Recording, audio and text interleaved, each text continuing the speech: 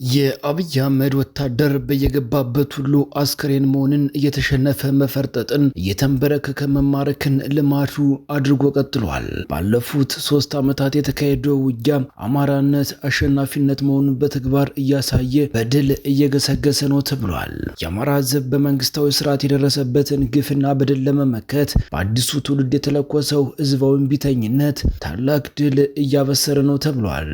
ዛሬም በተደረጉ ውጊያዎች ከፍተኛ ያገዛዙ ጄኔራል እስከ ወዲያኛው መሸኘቱን የተሰማው በብልጽግናው ቤትም ከፍተኛ ድንጋጤ ተሰምቷል። ቀዳሚው መረጃችን ነው። የብልጽግና ባለስልጣናትና የእንግሊዝ ስፖርት ክለቡ አርሰናል ሻምፒዮንነት ጉዳይ እያነጋገረ ነው። ምክትል ጠቅላይ ሚኒስትሩ አቶ ተመስገን ጥሩነህ አርሰናልን ስለ ብልጽግናቸው ስለ ጽናት መቀስቀሻ አድርገው ሲያቀርቡ ተስተውለዋል። በሌላ በኩል አብይ አህመድ የሀገሩ ወጣት ከተማ ገብቶ ስራን የሚመርጥ መንገድም የሚዘጋ እያሉ ሲወርፉ ተሰምተዋል። ሌላኛው መረጃችን ነው። ክልሉ ምክትል ርዕሰ መስተዳድር በፋኖዎች ጥቃት እንደተፈጸመባቸው ተነግሯል። ጀንበር መለስ ሲል ይመጣሉ ማታ አፈ ሾጤ ጥይት አቅመው በካርታ የሚባልላቸው የወሎ አናብስቶች የሰሩትን ጀብድም ይዘነዋል፣ ትሰሙታላችሁ። ፋኖ ለወራት ያሰለጠናቸውን የኮማንዶ አባላት በታላቅ ድምቀት አስመርቋል። እስከ መጨረሻው ድረስ አብራችሁን ከቆያችሁ ወደ እናንተ ይደርሳል። ሰላም ጤና ይስጥልኝ። የተወደዳችሁና የተከበራችሁ በመላው ዓለም የምትገኙ የሚዲያችን ቤተሰቦች እንደምን ቆያችሁን? አሁን ለሰዓቱ መደመጥ ያለባቸውንና ትኩረት የሚሹ በርከት ያሉ መረጃዎችን ይዘን ቀርበናል። እስከ ዝግጅታችን ፍጻሜ አብራችሁን ቆዩን። አሁን በቀጥታ ወደ ዝርዝር መረጃዎቹ እናልፋለን። ጄኔራሉ በፋኖዎች መገደላቸው ተሰምቷል። ጸምዶን ጨምሮ ቀንበሮችን ሰባበርናቸው እያሉ ሲናገሩ የተደመጡ ናቸው። ብልጽግናዎች ደግሞ ወሎ ላይ የሚተኮስብን አሰብ እንዳንገባ ነው የሚል ማብራሪያ አቅርበዋል። በአማራና ኦሮሚያ ክልል የተለያዩ ስፍራዎች የሚደረጉ ውጊያዎችና የሚፈጸሙ ጥቃቶች ቀጥለዋል።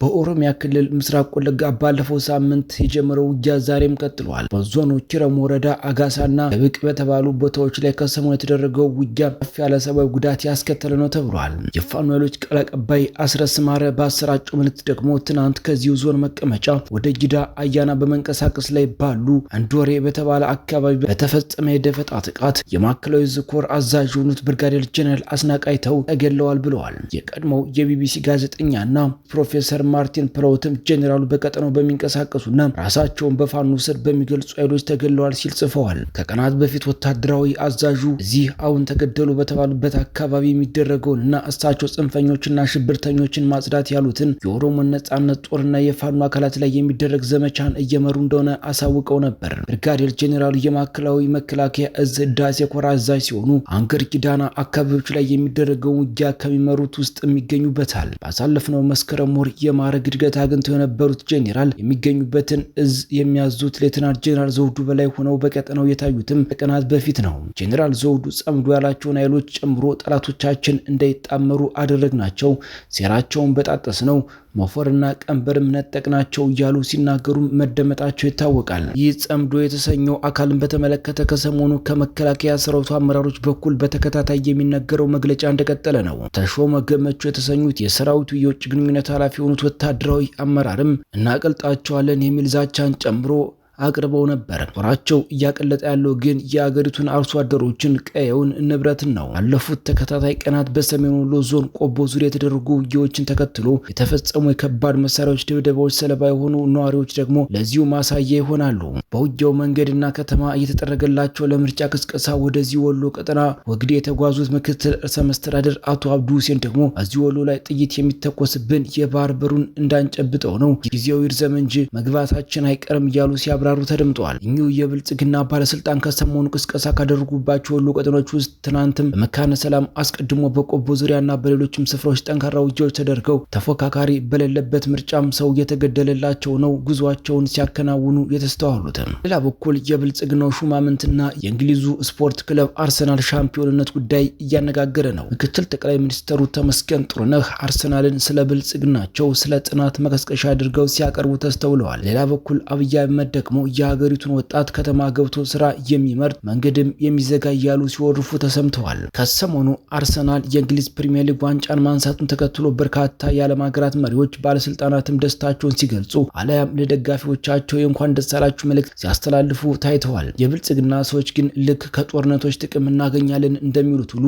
የእግር ኳሳዊ ባህሪን ብቻ አንስተው በደስታ መገለጫ ብቻ ለስልጣናቸው ይጠቅመኛል ያሉትን መልእክት ጭምር መቀስቀሻ አድርገውታል። የሀገሪቱ ምክትል ጠቅላይ ሚኒስትር አቶ ተመስገን ጥሩነህ አንዱ ሲሆኑ 22 ዓመታት በኋላ አርሰናል የፕሪሚየር ሊግ ዋንጫን መብላቱን የጽናት ማሳያው ነው ብለው አቅርበው ጥረት መንገዱ በህመም የተሞላ ቢሆንም በመጨረሻ ግን ለጣፋጭ ድል ይካሳል። ታግላችሁ ስታሸንፉ ተችጆች ለጭብጨባ ነቃፊ አንደበቶች ለሙገሳ እንደሚነሱ አሳይታችኋል እያሉ የብልጽግናቸው መቀስቀሻም አድርገውታል። ይህንን መልእክታቸውን ተከትሎ ታዲያ ምላሾቹም ተሰጥቷቸዋል። ዜጎችን መራብና መራቆት ለማስቆም 22 ዓመት ታገሱ እያሉ ነው ወይ የሚሉት ደግሞ በቀዳሚነት የቀረበላቸው ጥያቄ ነው። በኢትዮጵያን መካከል ከሚደረገው ተኩስ ልውውጥ በላይ የአርሰናል ተጫዋቾች የኳስ ቅብብል ይወራላቸው ዘንድ የሚሹት እንደነ ተመስገን ጥሩነህ ያሉት የብልጽግናው ሹማምንት ምላሻቸውም አዎ የኛን ስልጣን እስካልነካችሁ ድረስ ትዋጉም ብትራቡም ጠብቁን፣ እንኳን 22 ዓመት 26 ዓመት መታገስ አለባችሁ እንደሚሉ ግን የሚገመት ይሆናል። ይህን ደግሞ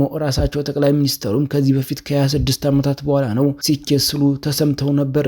የብልጽግና ሰዎች በአንድ በኩል በአዲስ አበባ የአርሰናል ሻምፒዮንነትን ደስታ ለመግለጽ የወጣንና በሌሎችም ከተሞች ላይ ደስታቸውን የገለጸውን ወጣት እንኳን ደስ አለ እያሉ፣ በሌላ በኩል ደግሞ እንደ ጅማ ባሉ ከተሞች የወጣን ወጣት ጥይት እየከፈቱ በታዩባቸው ባለፉት ቀናት ህዝብን በተለይም ወጣቱን እየተፈራረቁ ሲደበድቡትም ተሰምቷል። ዓለም ሲያደንቀን እርሱ ግን የማያደንቀን እንደ ቁራ የሚጮህና የሚያለቅስ ወዘተ ይላሉ። ከትናንት በስቲያ ደግሞ ጠቅላይ ሚኒስትሩ አብይ አህመድ ወጣቱ ከተማ ገብቶ የማይጠቅም ነገር ላይ የሚውል ስራ ሞልቶ ነገር ግን ስራ የሚመርጥ ጭራሽ ያስተማረው ገበሬው ላይ መንገድ የሚዘጋና የሚረብሽ እያሉ ሲወርፉት ነው የተደመጡት። በሌላ መረጃችን መብረቅ ክፍለ ጦር ለወራት ያሰለጠናቸውን የኮማንዶ አባላት በታላቅ ድምቀት አስመርቋል። በአፋብን ጎንደር ጠቅላይ ግዛት ህዝብ በላይ እዝ ዳግማዊ ቴዎድሮስ ኮር የሚገኘው መብረቅ ክፍለ ጦር ለ6 ወራት ያህል ፖለቲካዊ፣ ወታደራዊና ተያያዥ ስልጠናዎችን ሲሰጣቸው የቆዩ ከ600 በላይ የኮማንዶ አባላትን ትናንት ግንቦት 16 2018 በደማቅ ሁኔታ አስመርቋል። አፋብን ጎንደር ጠቅላይ ግዛት በላይ እዝ የበላይ አርበኞች ምክር ቤት ምክትል ሰብሳቢ ኮማንደር አረጋ አለባቸው፣ አፋብን ጎንደር ጠቅላይ ግዛት በላይ እዝ የዘመቻ መምሪያ ኃላፊ አርበኛ ያለው አዱኛ፣ የዳግማዊ ኮርና የክፍለ ጦር አመራሮች እንዲሁም አፋብን ጎንደር ጠቅላይ ግዛት በላይ እዝ 204ኛ አስቻሉ ደስ የኮር አመራሮች ጥሪ የተደረገላቸው ሌሎች እንግዶችም በምረቃ ስነ ስርዓቱ ላይ ተገኝተዋል። በኮማንደር አረጋ አለባቸው የዕለቱ የምርቃት የመክፈቻ ንግግር የተደረገ ሲሆን ተመራቂዎችም መልእክት አስተላልፈዋል። በተጨማሪም አርበኛ ያለው አዱኛ ሰፋ ያለ ወቅቱን የዋጀ መልእክትን ለተመራቂዎች አቅርቧል። ምርቃቱ ላይ የተለያዩ ወታደራዊ ትርኢቶች፣ ግጥሞች እንዲሁም የመዝናኛ ዝግጅቶችም የመድረኩ ድምቀት ሆነዋል። ይህ የተወደዳችሁና የተከበራችሁ በመላው ዓለም የምትገኙ የሚዲያችን ቤተሰቦች ለሰዓቱ ያዝናቸው መረጃዎች እነዚህን ይመስሉ ነበር። እናንተም እስከ ዝግጅታችን ፍጻሜ አብራችሁን ስለቆያችሁ ምስጋናችን ከልብ ነው። በሌላ አዳዲስና ወቅታዊ መረጃ እስከምንገናኝ ያላችሁበት ሁሉ ሰላሙን ተመኘን። ጤና ይስጥልን።